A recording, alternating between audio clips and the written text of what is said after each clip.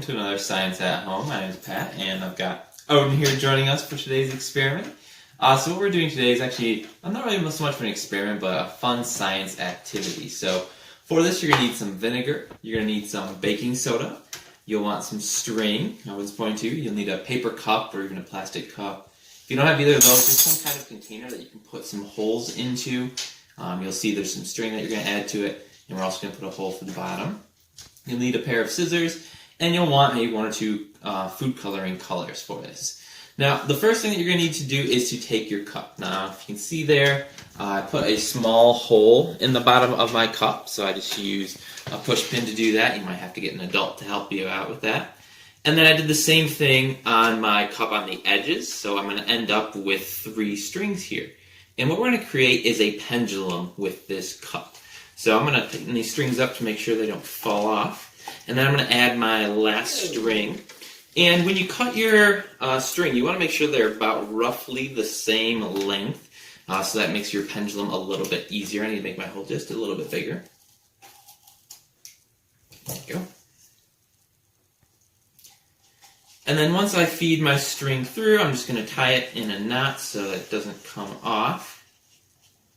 And then I'm going to end up tying these 3 strings together, trying to meet them at the midway point.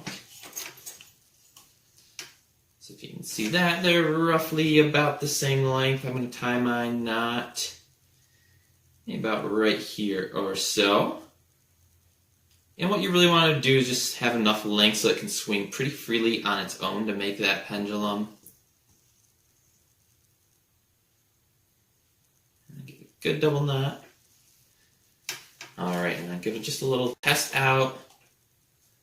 So yeah, it's going to swing pretty good. So the next step then is going to be take your baking soda, and I've got a cookie sheet here. You'll need some kind of surface to put your baking soda on. And you want to sprinkle it on there. And I'm going to kind of flatten this out. And you can put on there really as much as you feel comfortable doing. I'm not going to put a ton on there to show you, just a decent amount. I'm going to kind of flatten it out.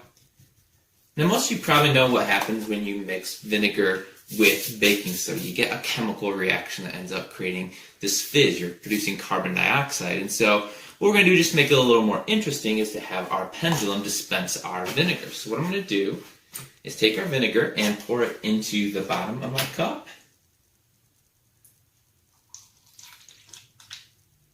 That should do. And then I'm going to pick one of my colors. I think I'll go with blue and add that to the vinegar. And I'm only going to do this once, but you can do it several different times and picking different colors and adding more vinegar to it. And I'm going to pick up the strings and hold it up. I'm going to start with my cup in the middle, and I'm going to give it a little swing, and it's going to start to create a pendulum. So it's rocking back and forth.